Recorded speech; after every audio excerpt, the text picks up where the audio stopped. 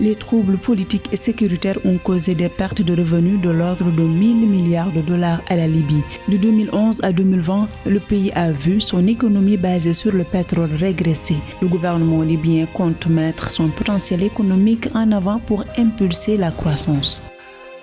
Le déficit budgétaire de la Tunisie a connu un recul de 46% au premier trimestre 2021 par rapport à la même période de 2020. Il est passé à 647 millions de dollars et ce, selon le document de l'exécution du budget de l'État publié récemment par le ministère de l'Économie, des Finances et de l'Appui à l'investissement.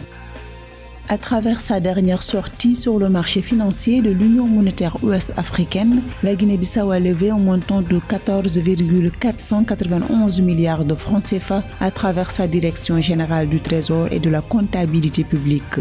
Il s'agit d'obligations de relance de trésor de maturité 5 ans et 7 ans.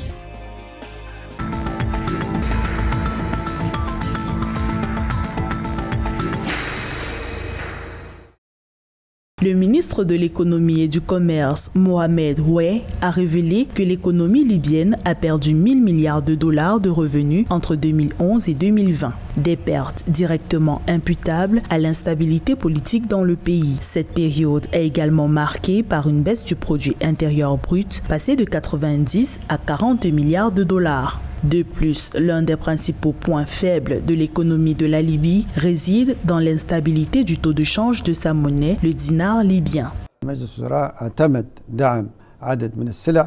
La Banque centrale de Libye doit défendre la valeur du dinar contre les devises étrangères, dont le dollar américain, selon des critères qui sont basés sur les règles internationales fixées par la Banque mondiale et le Fonds monétaire international qui assure le contrôle de l'inflation et améliore le niveau de vie.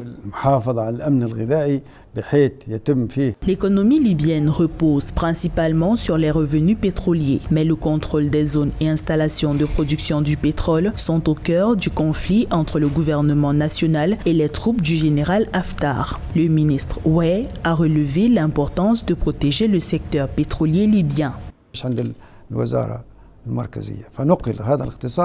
La Libye produit actuellement environ 1,3 million de barils de pétrole par jour et elle peut porter la production à 3 millions de barils de brut si la situation sécuritaire est stabilisée et que le secteur pétrolier est tenu à l'écart des conflits politiques. Nous devons fixer des priorités telles que l'augmentation des investissements dans le pétrole ou encore la fourniture d'électricité.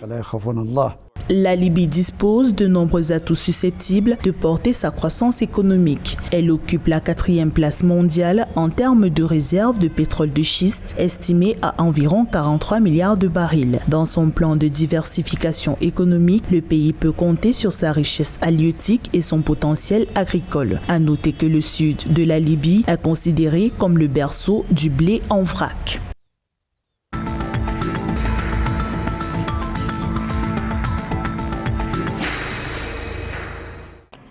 Le déficit budgétaire de la Tunisie s'est situé à 647 millions de dollars au premier semestre 2021. Ceci correspond à une baisse de 46% par rapport à la même période de 2020. Cette baisse du déficit est due à une amélioration des ressources budgétaires de 13,6% pour atteindre près de 5,7 milliards de dollars selon le ministère de l'économie du pays. Également, la Tunisie a enregistré une légère baisse des charges budgétaires de 3%. Elles se sont ainsi estimées à 3,6 milliards de dollars.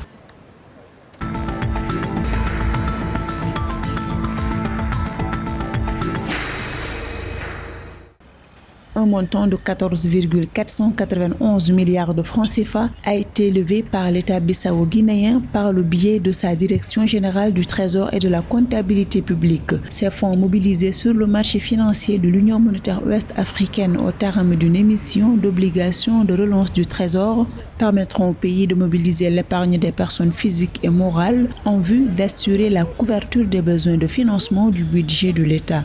De maturité 5 et 7 ans, ces soumissions globales provenant des investisseurs ont enregistré un taux de couverture du montant mis en adjudication de 540,97%.